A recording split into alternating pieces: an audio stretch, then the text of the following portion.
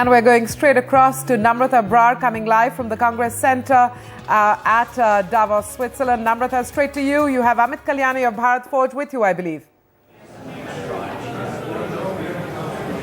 Yes, Manvi, a lot of uncertainty here in Davos, which has escalated over the last 24 hours as global markets crash, and India too is no different. Divided house when it comes to the BRICS impact, and the eye in the BRICS still standing and shining, or is the India story very different when it comes to on-ground reforms and implementation? I've got Amit Kalyani of Bharat Forge with me right now to answer that very question. Amit, this eye in the BRICS shining? Or the eye will shine. I think the eye will definitely shine. I think in spite of all the global uncertainty, yes, investors are jittery. People are taking money off the table. You see what's happening with our currency. But I think therein lies an opportunity. There is a lot of global liquidity. There is commodity prices that are at an all-time low. I think there is an opportunity for India to take advantage of the low commodity prices in building out our infrastructure, and at the same time help the core manufacturing companies in this sector, such as the steel companies, the cement companies, the infrastructure companies. If there is a way to get them to start accelerating implementation, utilize their capacities, bring them up to break even or above, and then that will help create a virtuous cycle that helps the manufacturing companies, the the financial sector, which is worried about its NPAs, gets employment going and gets a feeling of goodwill, a good feeling going in the country. I think this is something that we have to do. So has the government reached out to corporates right now? Are they talking to you guys about what should be done on reforms, on implementation? I think some of the big policy initiatives which our government is taking, whether it is Make in India, Swachh Bharat, all these initiatives are mega initiatives, and these are initiatives that are path-breaking. Honestly, they take time to get going. But if you see the road sector now, there is actually tangible work happening in the road sector which is being implemented. I have friends who are connected with manufacturing stuff that goes into road building equipment, and they're saying that they're seeing 20% YOI growth. Same thing with rail. We are starting to see growth in the rail sector in terms of spending, in terms of capex. Power sector, you're starting to see that. The whole renewable energy sector, you're seeing that. So there are pockets where this is happening. But Amit, the time issue is sensitive and it's crucial because, when global markets are crashing, India is not going to be immune to the crisis. Absolutely not. So why doesn't the government act now when the prices are so low, when oil is at lows that we haven't seen for more than 12 years? I think that's what everybody's talking about. Whether you talk about it in Davos, you talk about it in Delhi, you talk about it in any fora in India, that's what we're all talking about. I think everybody is cognizant that this is what needs to be done. Hopefully it's going to get implemented sooner than later. But it is a complicated issue. We have states involved, we have the center involved. But there are pockets where things are happening. If you see what Chandrababu Naidu is doing in Andhra Pradesh, it's phenomenal.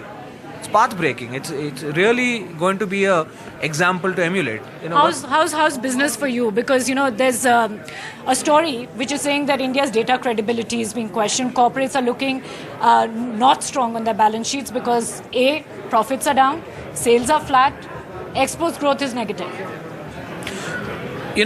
See, our business is a combination of domestic, export, auto, engineering, aerospace. We have sectors which are mature for us, where we are, facing whatever is happening in the global environment, so we're dependent on the macros.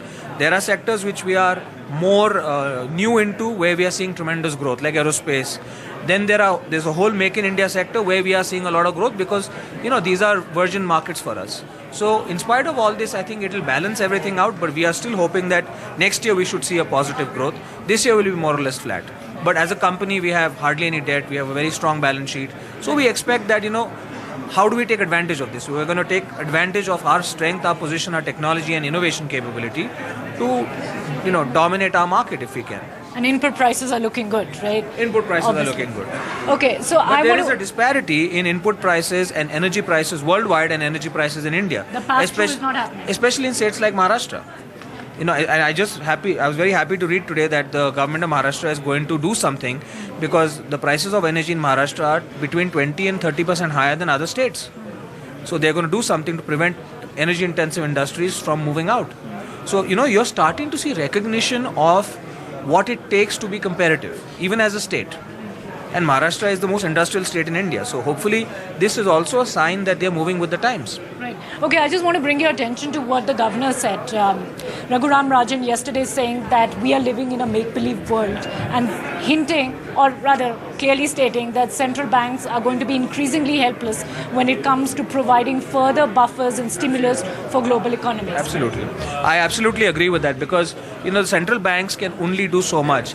If the problem is so out of size, like what you've seen in the debt increases in China and other areas, then what can a central bank do? I mean, you can't suddenly deflate your currency 50% to put, things into competitiveness. So no, I don't think central banks have a magic wand. I think the central banks have to actually start moving towards, this whole addiction going away, moving to a more normative role. And I think what he said was absolutely right. But Sunil Mittal yesterday said the governor should cut rates. We've been asking for it. The finance minister himself has been pushing for it. Everybody's been asking for a rate cut. But what will a rate cut do? Is it going to stimulate the economy? And will it just increase inflation at this point? Exactly. So it's not going to happen. I don't know. I'm not That's an not your economist. I'm not an economist, and I'm not. But are you asking for it? See, I'm not a company that has a lot of debt, so it doesn't make any difference to me. In fact, when there's a rate cut, we actually lose money because we have more deposits than we have debt. Okay, so you're not asking for it. Okay, so just final question before I hand it back to the studio, but general sense, 2016... There are a few things that, actually can happen. Like, you might have heard this whole talk about scrappage of commercial vehicles beyond certain age. Now we've been talking about this for 2 years, 3 years. Even with the past government, they were talking about it. I think it's about time, someone said, yes, it's required, it's part of the global agenda, it's part of being environmentally friendly, it's part of stimulating the economy. Let's get it done. Some of these things need to happen.